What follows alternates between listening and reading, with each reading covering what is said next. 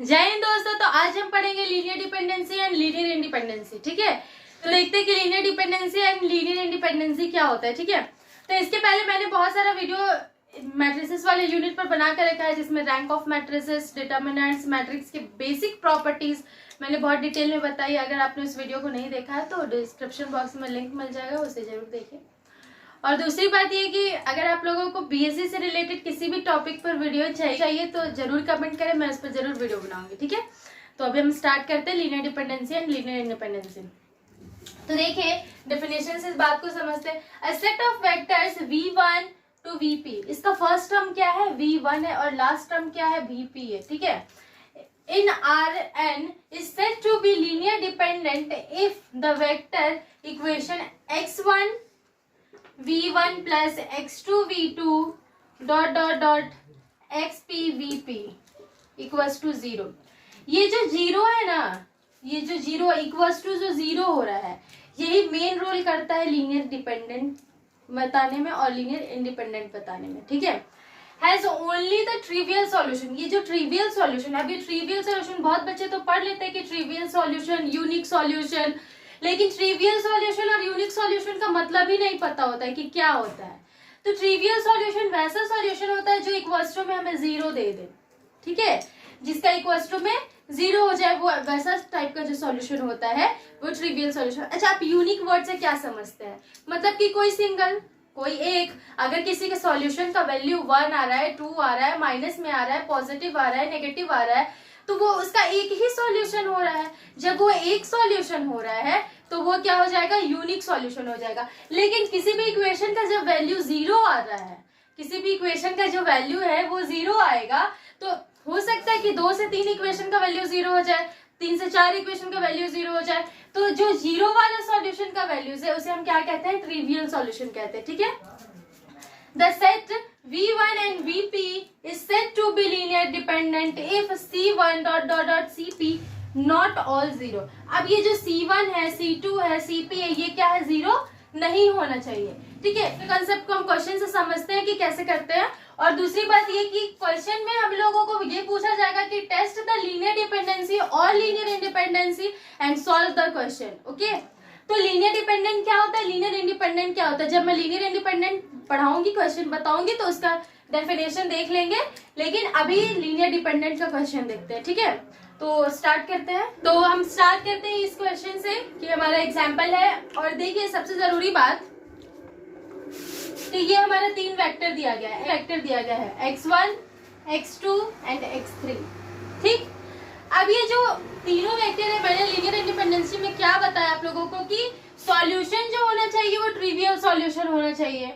ठीक है, और ट्रिवियल सॉल्यूशन का मतलब क्या बताया कि इक्वल्स टू जीरो। और हमें एक और चीज कि लीनियर डिपेंडेंसी में मैं किसके बारे में बता रही हूँ? अभी लीनियर डिपेंडेंसी के बारे में बता रही हूँ। ठीक है, तो ये जो ट्रिवियल सॉल्यूशन है वो क्या होना चाहिए? जीरो होना चाहिए। उसका मतलब क्या होता है? जीरो होता है। और दूसरा ये कि ax इक्वल्स टू जीरो होगा। ax इक्वल्स टू क्या होगा? अब यहाँ पर a क्या है, x क्या है और ये जीरो क्या है? तो a हमारा एक मैट्रिक्स है जो इसके हेल्प से हम मैट्रिक्स फॉर्म करेंगे, और x क्या है? उसका कोफिशिएंट। ठीक है, और जीरो क्या हो जाएगा? Equals to zero. ठीक, ठीक है, अब हम लोग देखते हैं सॉल्यूशन।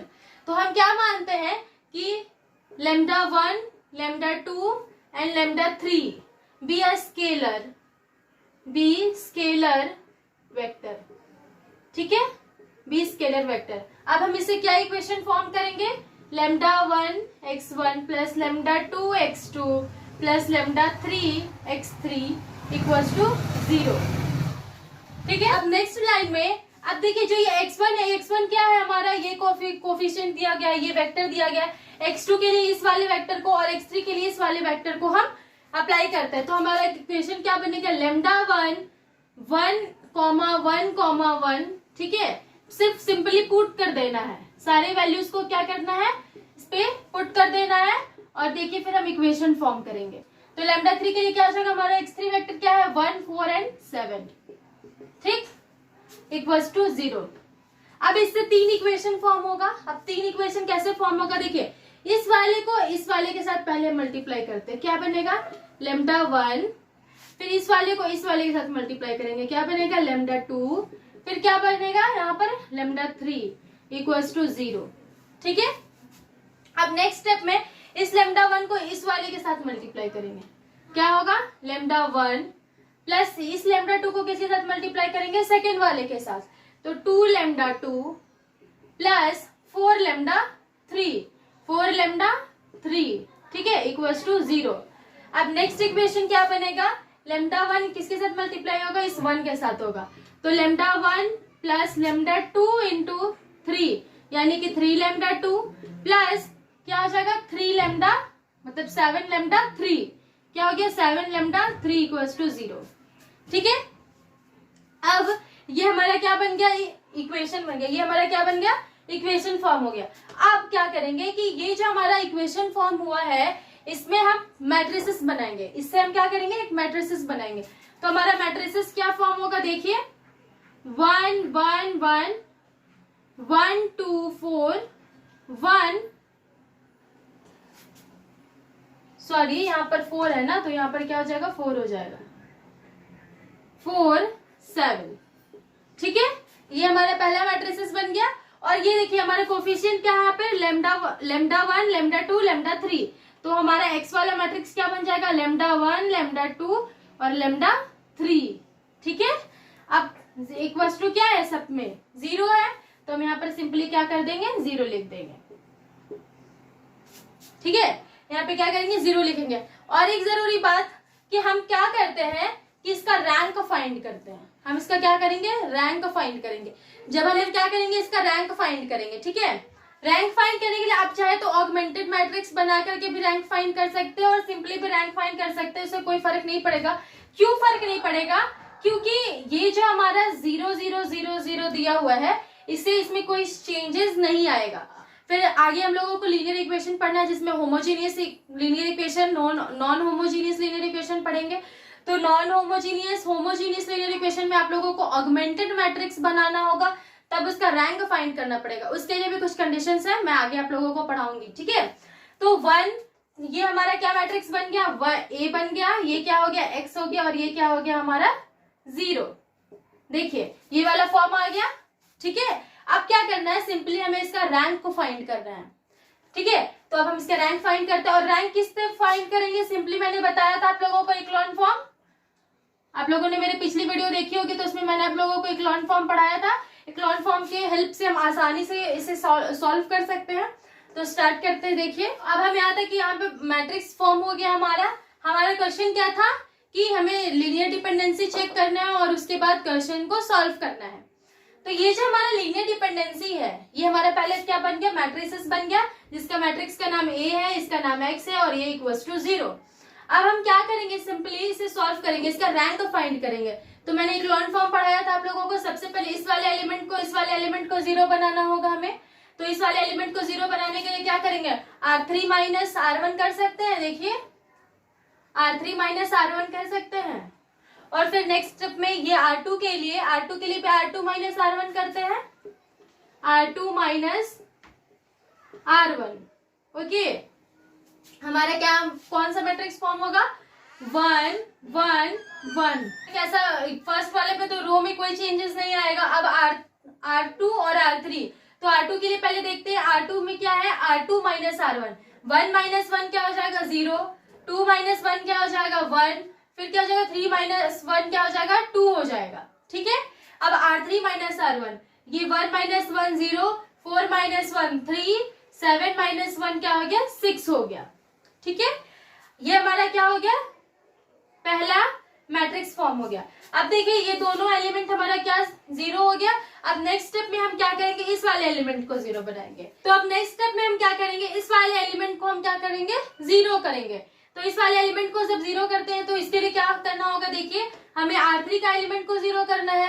तो हम क्या कर सकते हैं R3 माइनस 3R2 कर सकते हैं, R3 माइनस 3R2 करेंगे। देखिए करते हैं R3 equals to R3 minus 3R2। जब 3R2 हो जाएगा तो ये क्या हो जाएगा 1 1 1 0 1 2 और क्या हो जाएगा 0 R3 3 minus 3 0 6 minus 6 minus 3R2 यानी कि 2 इंटू 3 क्या हो जाएगा 6, तो ये भी हमारा हो गया 0। ठीक है, तो इसका जो रैंक है वो क्या होगा, इसका जो रैंक निकलेगा, इसका जो रैंक है वो कितना निकलेगा 2। इसका रैंक कितना आएगा 2 आएगा। क्यों इसका रैंक 2 आया, और ये हमारा जो पूरा लास्ट वाला जो रो है वो क्या हो गया 0 हो गया। तो जितने भी नॉन जीरो एलिमेंट होते हैं, जितने भी नॉन जीरो रोज होते हैं, हमारा रैंक भी वही होता है। Different rows equals to the rank of matrices. Different rows, different number of rows equals to the rank of matrices, मतलब जितने भी नॉन जीरो वाले रोज होंगे वही हमारा रैंक होगा।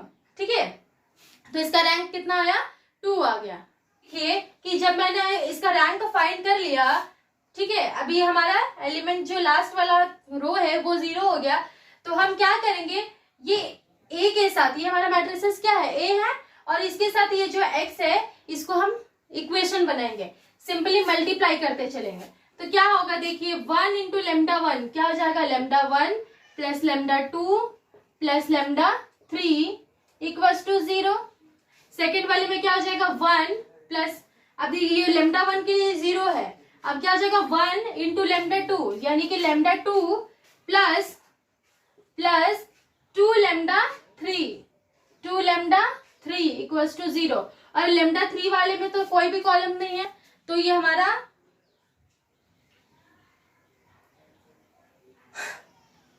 लेमडा 3 वाले में तो कोई भी एलिमेंट नहीं है, सारे एलिमेंट 0 है। तो हम इस वाले इक्वेशन से ही सिर्फ फाइंड करेंगे कि लेमडा 1 का वैल्यू क्या आएगा, लेमडा 2 का वैल्यू क्या आएगा, लेमडा 1 का वैल्यू क्या होगा, और उसी से रिलेशन पता चलेगा। तो लेमडा 2 हम यहाँ से फाइंड कर सकते हैं, क्या हो जाएगा -2 लेमडा 3। ठीक है, लेमडा 2 इक्वल्स टू -2 लेमडा 3। अब लेमडा 3 क्या होगा और लेमडा 1 क्या होगा, ये लेमडा 2 इक्वल्स टू क्या निकल गया हमारा -2 लेमडा 3। अब हम इसको, इस वैल्यू को किस पे पुट कर देंगे, इस वाले इक्वेशन पे पुट कर देंगे। देखिए क्या होगा लेमडा 1 -2 लेमडा 3 प्लस लेमडा 3, ठीक है, इक्वल्स टू 0। अब ये क्या हो जाएगा lambda 1 minus lambda 3 equals to 0, यानी कि लेमडा 1 किसके बराबर हो गया लेमडा 3 के बराबर हो गया। तो लेमडा 3 भी किसके बराबर होगा फिर लेमडा 1 के बराबर होगा। लेमडा 2 निकल गया, लेमडा 3 निकल गया, लेमडा 1 निकल गया। इस तीनों का जो रिलेशन है वो पता चल गया। अब हमें एक इक्वेशन हम पहले पढ़े थे, lambda 1x1 plus lambda 2x2 plus lambda 3x3 equals to 0। ये सबसे फर्स्ट में हम पढ़े थे, ठीक है, ये वाला हम इक्वेशन पढ़े थे।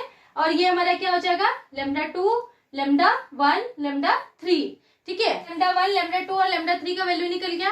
अब हम क्या करेंगे कि इस वाले के लिए यहाँ पर पुट करना थोड़ा सा डिफिकल्ट हो जाएगा, तो हम क्या करेंगे यहाँ पर एक वेक्टर मान लेंगे k, ठीक है, k हम एक वेक्टर मान लेते हैं खुद से। तो हम क्या लिख देंगे कि लेमडा 3 इक्वल्स टू k। अगर लेमडा 3 k है तो लेमडा 1 भी फिर k होगा, ठीक है, और लेमडा 2 क्या हो जाएगा -2k। लेमडा 2 का वैल्यू क्या हो जाएगा -2k। अब हमें क्या करना है, इस पूरे k वाले इक्वेशन को इस वाले इक्वेशन पर पुट कर देना, जो मैंने पहले आप लोगों को पढ़ाया था। तो ये क्या हो जाएगा देखिए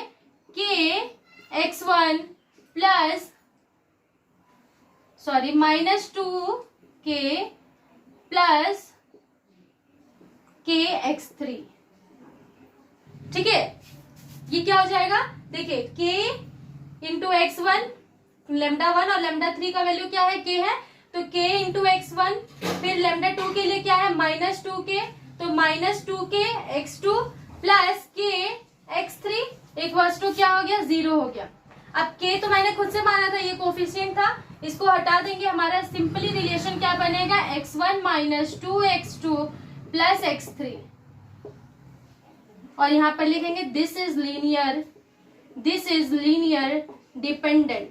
और एक जरूरी बात कि जब भी लीनियर डिपेंडेंट होगा, जब भी मैट्रिसेस और ये वेक्टर्स हमारा लीनियर डिपेंडेंट होगा, तब ये रिलेशन फाइंड होगा।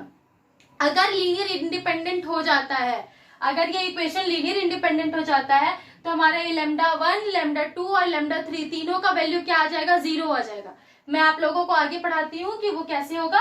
तो ये हमारा लीनियर डिपेंडेंट हो गया। अब नेक्स्ट क्वेश्चन करते हैं जो लीनियर इंडिपेंडेंट पे होगा, ठीक है।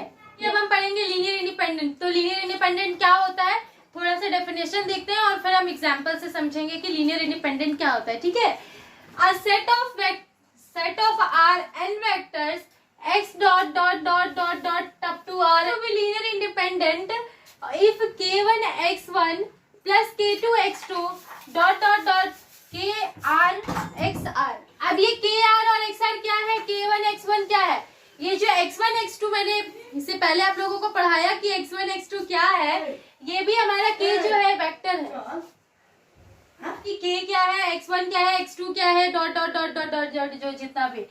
तो देखिए ये जो k1 है, k1 हमारा फर्स्ट टर्म है और kr जो है हमारा वो क्या है, लास्ट टर्म है। ठीक है, ये सारा वैल्यू क्या होना चाहिए, 0 होना चाहिए।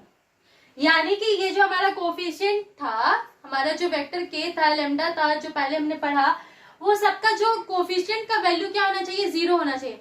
जब जितना बार भी 0 हो जाएगा तो उस टाइप का जितना भी इक्वेशन होता है उसे क्या कहते हैं, लीनियर इंडिपेंडेंट।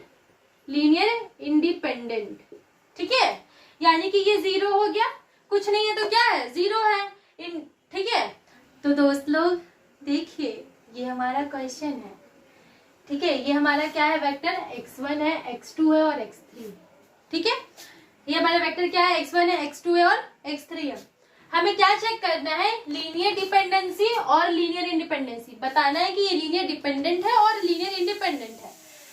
तो पिछले क्वेश्चन की जैसे हम इसमें क्या करेंगे, सबसे पहले मान लेंगे कि lambda 1, lambda 2, lambda 3 be scalar quantity, मतलब स्केलर वेक्टर, स्केलर वेक्टर। अब क्या करना है कि हमारा इक्वेशन क्या फॉर्म होगा, lambda 1 x1 plus lambda 2 x2 plus lambda 3 x3 equals to 0। Okay, अब क्या करेंगे, इस लैम्डा 1 के लिए यहाँ पर जो x1 का वेक्टर क्या है, 1 1 1 1 1 1। लैम्डा 2 के लिए क्या हो जाएगा, देखिए 2 5 7। और लैम्डा 3 के लिए क्या हो जाएगा, 2 1 और -1। ठीक है, इक्वल्स टू 0। अब जो हमारा इक्वेशन, मैंने इक्वेशन फॉर्म करना आप लोगों को सिखाया, ये इसके साथ मल्टीप्लाई होगा, क्या बन जाएगा, lambda 1 plus 2 lambda 2 plus 2 lambda 3 equals to 0। अब नेक्स्ट में क्या बन जाएगा, लैम्डा 1 इसके साथ मल्टीप्लाई होगा, lambda 1 plus 5 lambda 2 plus 3 lambda 3 equals to 0। 3 lambda 3 नहीं, लैम्डा 3 इक्वल्स टू 0। ठीक है, अब नेक्स्ट इक्वेशन क्या बनेगा, इस वाले को हम किसके साथ मल्टीप्लाई करेंगे, इस लास्ट वाले के साथ। तो लैम्डा 1 प्लस ये किसके साथ मल्टीप्लाई होगा, इसके साथ 7 लैम्डा 2 और ये वाला किसके साथ होगा, इसके साथ। तो ये प्लस और ये माइनस मिलके क्या हो गया, यहाँ पर माइनस लैम्डा 3 इक्वल्स टू 0। ये हमारा इक्वेशन फॉर्म हो गया। अब इस इक्वेशन को हमें क्या करना है, मैट्रिसेस के फॉर्म में लिखना है। तो ये हमारा इक्वेशन को मैट्रिसेस के फॉर्म में लिखेंगे तो क्या हो जाएगा, 1 2 2 7 -1। ये हमारा क्या हो गया, मैट्रिसेस ए, मैट्रिक्स ए हो गया। अब सेकंड कोफिशिएंट क्या आ जाएगा, लैम्डा 1, लैम्डा 2 और लैम्डा 3। अब नेक्स्ट में सबके बाद क्या है, 0, तो ये 0 हो गया सिंपली। ये हमारा ए मैट्रिक्स ए, फिर x और ये क्या हो गया हमारा 0। ठीक है, अब हमें चेक करना है कि ये लीनियर डिपेंडेंट है और लीनियर इंडिपेंडेंट है। ये हमारा वेक्टर था, हमें पहले इसको इस इक्वेशन में पुट किए, फिर उसके बाद इक्वेशन बनाए और उसके बाद हम क्या किए, नेक्स्ट स्टेप में मैट्रिक्स फॉर्म किए। ठीक है, अब हम इस मैट्रिक्स को सॉल्व करेंगे। पहले क्या करते हैं, मैट्रिक्स को सॉल्व करने का पहला जो तरीका है, मैट्रिक्स को सॉल्व करने का जो पहला प्रोसेस है, उसमें क्या करना है, हमें सिंपली इसका रैंक फाइंड करना है। ठीक है, मैंने रैंक फाइंड करना आप लोगों को डिटेल में इसके पिछले वीडियो में पढ़ाया, आप लोगों ने नहीं देखा तो उसे जरूर देखिए। उसमें बहुत सिंपल मेथड से मैंने बताया है, जो भी मैट्रिक्स होता है उसका रैंक फाइंड करने के लिए हम क्या करते हैं, फिर से मैं बता रही हूँ, उसे हम इक्लोन फॉर्म में लेकर आते हैं। ठीक है, इक्लोन फॉर्म में लेकर आने से मैट्रिसेस का रैंक फाइंड करना बहुत ईजी हो जाता है। इक्लोन फॉर्म क्या होता है, सबसे पहले इस एलिमेंट को 0 बनाएंगे, देन इस एलिमेंट को 0 बनाएंगे, फिर इस एलिमेंट को 0 बनाएंगे। इसके हेल्प से अगर ये एलिमेंट 0 हो गया तो ये हमारा मैट्रिसेस का रैंक उससे कम हो जाएगा। अगर ये 0 पूरा एलिमेंट हो जाएगा तो मैट्रिसेस का रैंक कितना आ जाएगा, 2 आ जाएगा। अगर ये एलिमेंट 0 नहीं होता है तो फिर हमारा मैट्रिसेस का रैंक कितना हो जाएगा, 3 हो जाएगा। क्योंकि मैट्रिसेस का रैंक क्या होता है, नॉन जीरो रोज। जितना भी नॉन जीरो रोज होगा, non zero rows equals to the rank of matrices, ठीक है। और क्या बोल सकते हैं, number of different rows equals to rank of matrices. जितना भी डिफरेंट रोज होगा, नंबर ऑफ डिफरेंट रोज जितने भी होंगे, वही हमारा मैट्रिसेस का रैंक होता है, ठीक है। तो हम इसे सॉल्व करते हैं। देखिए तो दोस्त लोग, देखिए हमारा ये मैट्रिसेस है। हमें सिंपली क्या करना है, इसका रैंक फाइंड करना है, ठीक है। तो रैंक फाइंड करने के लिए हम क्या करेंगे, इन दोनों ये जो दोनों रो है, ये जो दोनों एलिमेंट है, इसको हम पहले जीरो बनाएंगे। तो हम क्या करेंगे R2 के लिए करेंगे तो क्या हो जाएगा, R2 equals to R2 minus 2R1, और R3 के लिए करेंगे तो क्या हो जाएगा, R3 equals to R3 minus 2R1, ठीक है। तो क्या हो जाएगा, देखिए सिंपली इसको हम सॉल्व करते हैं। क्या हो जाएगा, 1 1 1 करेंगे तो हमारा मैट्रिक्स क्या फाइंड होगा, 0 3 5 0 -1 -3, ठीक है। ये हमारा यहाँ पर बन गया मैट्रिक्सेस। अब क्या करेंगे, देखिए ये हमारा R2 है, ये हमारा R2 है, और ये हमारा क्या है, R3 है। हम इसे क्या करेंगे, इंटरचेंज कर देंगे। अब हम इंटरचेंज क्यों करेंगे, ताकि मैट्रिक्स सही से डिफाइंड हो जाए। हमें क्या करना है ना, इस वाले एलिमेंट को अब जीरो करना है। इस वाले एलिमेंट को हम जीरो करेंगे, और कोशिश ये करना है कि ये भी हमारा एलिमेंट जीरो हो जाए। अगर नहीं होता है, इन द केस अगर ये एलिमेंट जीरो नहीं होता है, फिर देखते हैं कि आगे क्या होता है। नहीं होगा तो फिर कुछ तो होगा ही। तो देखिए हम क्या करेंगे, इस वाले रो को इंटरचेंज कर देंगे, किसके साथ, R2 के साथ। तो R2 इंटरचेंज कर देंगे किसके साथ, R3 के साथ। तो क्या हमारा मैट्रिक्स फॉर्म हो जाएगा, 1 1 1 0 -1 -3 0 3 5। ये हमारा क्या हो गया, मैट्रिक्स फॉर्म हो गया। अब देखिए इस वाले एलिमेंट को हमें जीरो बनाना है। अभी आसानी हो जाएगा, क्यों, क्योंकि देखिए हम क्या कर सकते हैं, R3 equals to R3 plus 3R2, plus minus मिलके क्या हो जाएगा, जीरो हो जाएगा। ये कर सकते हैं। तो अब क्या हो जाएगा, देखिए 1 1 1 0 -1 -3 0 0, और ये हमारा क्या हो जाएगा, R3 में 5 प्लस -3R2, तो ये क्या हो जाएगा, 9, हमारा हो जाएगा -4। यहाँ आ गया हमारा -4, ठीक है, -4, हाँ सही है। ये हमारा क्या हो गया, यहाँ पर -4। अब देखिए नेक्स्ट स्टेप में ये हमारा कितना निकला, रैंक 3 निकला। क्यों रैंक 3 निकला, क्योंकि ये जो हमारा एलिमेंट है, ये पूरा रो जो है वो जीरो नहीं हुआ। ये जो पूरा रो है वो जीरो नहीं हुआ, तो हमारा इसका रैंक कितना निकल गया, 3 निकल गया, क्योंकि 3 नंबर ऑफ 3 डिफरेंट रोज है। तो इसके लिए हमारा इसका रैंक कितना निकला, 3 निकला। अब देखिए क्या करना है, हम जो पहले इस वाले इक्वेशन के पहले जो इक्वेशन पढ़े थे, क्या पढ़े थे हम लोग, λ1x1 plus λ2x2 plus λ3x3 equals to 0, ठीक है। तो ये सारा जो कोफिशिएंट है वो किसके साथ मल्टीप्लाई है, लैम्डा के साथ मल्टीप्लाई है। तो हम इसे भी एक इक्वेशन फॉर्म करेंगे। क्या हो जाएगा, देखिए λ1 प्लस λ2 प्लस λ3 इक्वल्स टू 0, ठीक है। अब नेक्स्ट में क्या है, माइनस, और λ1 क्या है हमारा 0, तो λ2 क्या हो जाएगा, minus λ2 minus 3λ3 equals to 0। Third equation क्या बनेगा, -4λ3 इक्वल्स टू 0। तो λ3 का वैल्यू क्या आ गया, 0 आ गया हमारा। इसमें λ3 का वैल्यू क्या आ गया, 0 आ गया। 3 का वैल्यू क्या आ गया, 0 आ गया। अब λ3 का वैल्यू 0 आ गया, हम सिंपली इसमें पुट करेंगे, देखिए क्या होगा, minus λ2 minus 0 equals to 0, λ2 equals to 0, ठीक है। अब क्या हो जाएगा, λ1 के लिए λ1 plus 0 plus 0 equals to 0, λ1 equals to 0। आप यहाँ पे देख सकते हैं कि λ1 λ2 और λ3 इन तीनों का वैल्यू क्या आ गया, 0। तो हम क्या लिख सकते हैं कि this is linear independent, this is linear independent.